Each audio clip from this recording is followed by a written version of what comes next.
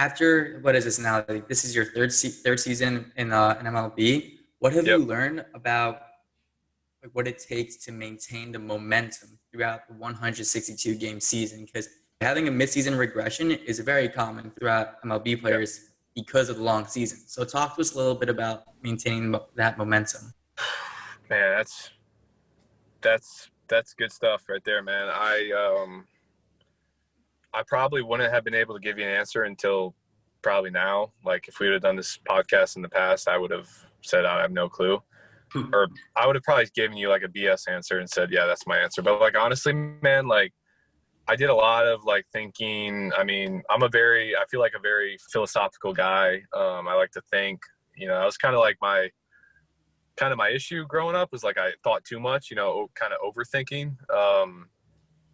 But during like this whole process, I've realized that just like being able to separate kind of where I'm at right now in terms of like how I've learned to handle these stressful situations. Like I don't necessarily feel like I have anything figured out. I just feel like I'm a lot more prepared in the sense of, I've done, to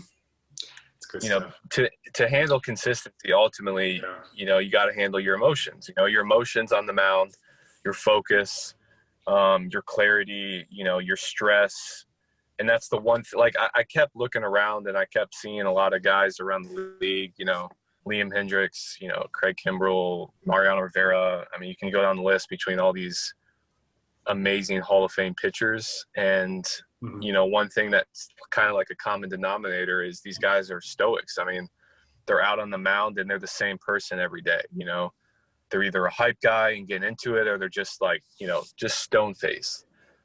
And I kind of realized that I had a lot of inconsistencies with like, some emotions and stuff and ups and downs. And I started really buying into the meditation, the journaling. Wow. That's so powerful. Focusing on, controlling on what I can control. And I mean, just positive reinforcements on Instagram, the quote handles, following the quotes, the trillionaire lifestyle things you see when you're scrolling, like just that daily stuff, man. Like I've always been a big fan of a lot of just positive minded content, daily reminders. And then, like I said, I'm not saying I have anything figured out. I'm not saying this is it. I just kind of learned on how to deal with it on a different way, I guess you could say. Man, we love that. We really do. Because one of the things that we talk a lot about is routine and how important it is for a healthy mind. We mentioned earlier how mental fitness is the way that we brand the kind of sports themed and athlete themed and performance centric mental health program, where it's not so much about disease, right? And having like depression or high level anxiety and, taking a bunch of meds and stuff like that to get by. But it's, athletes are mostly high functioning people. I mean, whether they have some kind of depression or anxiety or what have you, they're resilient enough to kind of deal with it and still do what they do.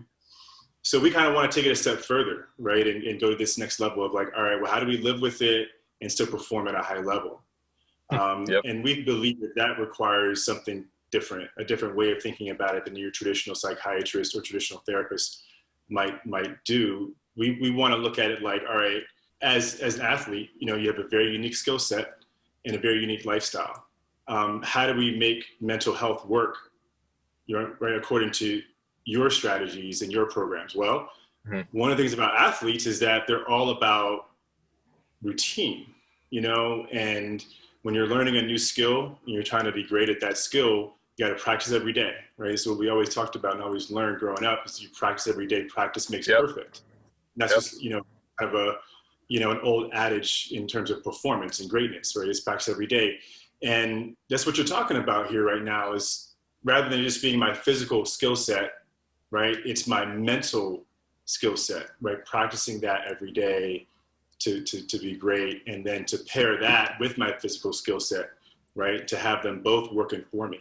That's what it's about. We love that. Dude, I honestly, like, I could go on probably an hour based off what you just said and say everything, but like, literally, like, think about the world we live in. Like, think about the world that teaches you to create this physical appearance, you know, to be strong, to be all this stuff. But like, everybody knows that the brain controls everything. I mean, the brain is the output for it all. So like, everyone's like, well, the brain's an organ, you know, or a muscle or an organ. People don't even know if the brain's anything. They're just like, it's the brain. It's like, but you can train it. Like, you can train your mindset, and you can do things just like you do, you know, in a weight room. But the thing, you know, that it bothers, and this is like something I was talking to my wife the other day, and I'm very passionate about it, is just like flipping kind of what you guys said at the beginning, this negative stigma that like working on your mental side is considered soft. It's considered weak. It's considered like, this guy is, you know, he's searching for stuff. That's, you know, he's searching for answers. You know, those are all the terms and things that I've heard growing up. And I mean, from day one with the Red Sox were very early with implementing the mental side. From the 2013, I mean, they had a full department come on board. And I bought into it from day one, because I'm like, yeah, this is cool. Like, this is going to help me. And I didn't know what I was doing. I didn't know these terminologies that these coaches were saying, you know, F it, and just, you know, do your thing, be you be, like, these terms, you know, that you hear.